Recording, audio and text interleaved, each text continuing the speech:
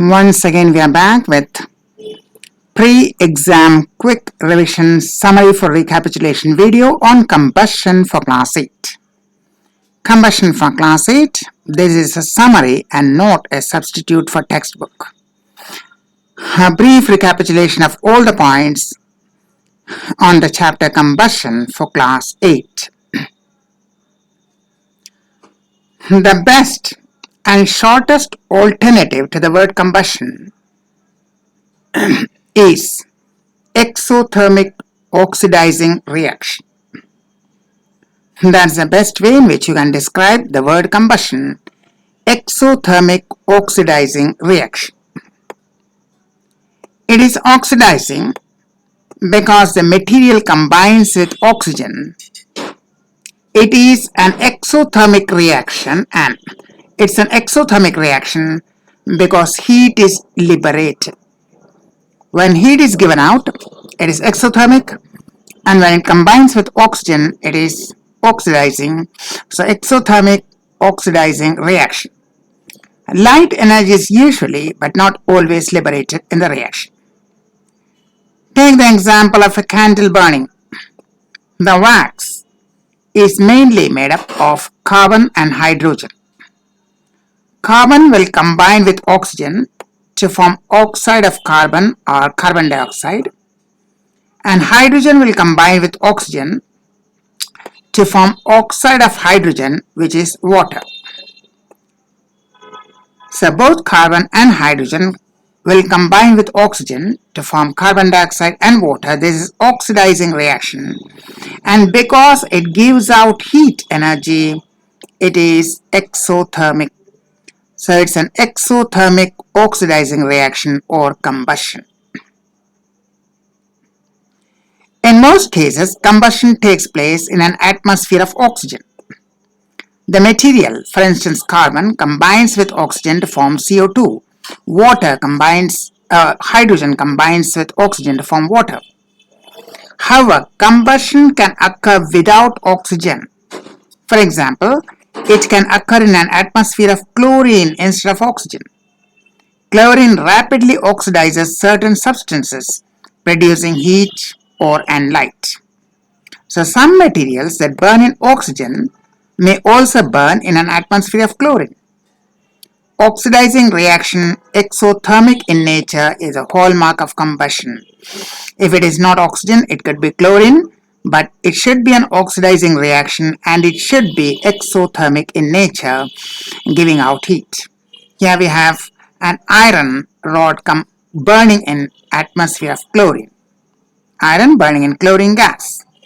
So it may be oxygen, it may not be oxygen, but it should be an oxidizing reaction and exothermic in nature, that is giving out heat. The reaction is always exothermic. Heat is produced, but light may or may not be produced.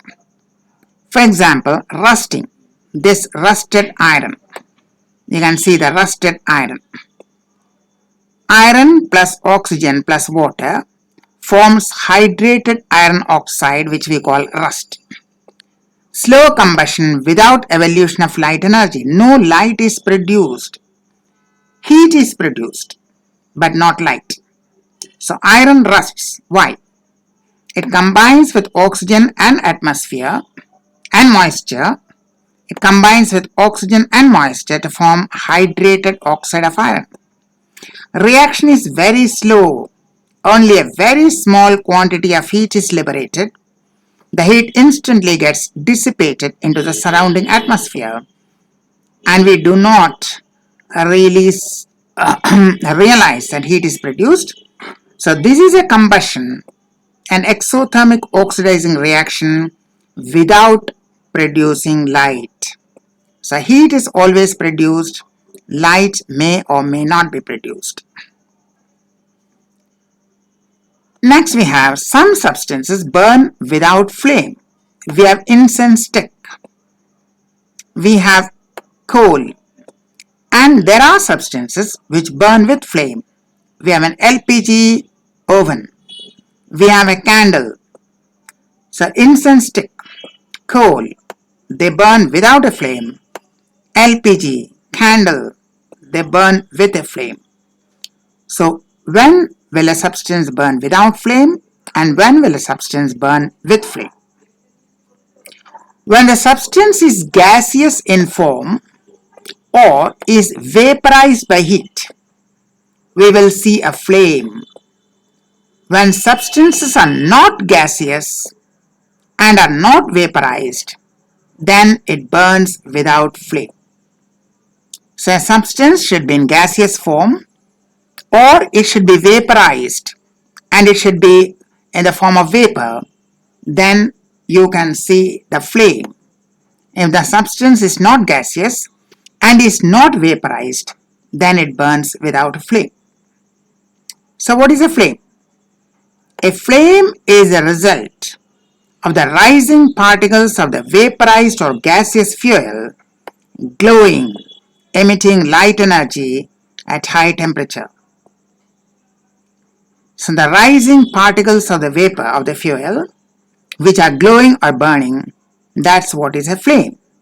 You can define a flame as a visible glow of the burning and rising vapor or gas. Next we have the zones of a candle flame. A candle mainly will have the following regions. An outer zone of complete combustion, which is blue in color, we have shown here. Although the blue will not be so thick, it will be a very thin layer. It will not be very thick, but we have shown here for convenience. The outermost zone of complete combustion, which is blue in color. The middle zone of partial combustion, incomplete combustion, which is yellow in color. And the innermost zone of unburnt wax vapors, which is black in color. So this is the region 1, complete combustion. This is the region 2, partial combustion. And this is the region 3, unburnt vapors. The outer zone, blue in color, is the hottest one. The innermost, black in color with unburnt gases, is the least hot. And the yellow part, the middle, which is partially burnt, will be moderately hot. So in order of decreasing temperature, blue zone outermost, then comes the middle yellow zone, and lastly the cold zone, the innermost black zone. A goldsmith blows the outer flame or the blue flame, the hottest part of the flame, using a blowpipe to melt gold. He uses the outermost blue flame. Why? Because it is the hottest region. So he is blowing the blue flame in order to melt a gold ring. And is using a blowpipe. He uses always the outermost blue zone because it has the highest temperature. Flame color depends upon the color of temperature. We have here a scale from red, orange, yellow, white and blue. So this is the order of increasing temperature. The least hot will be red. Then as the temperature increases, it will change to yellow, then white and blue. So this is the order.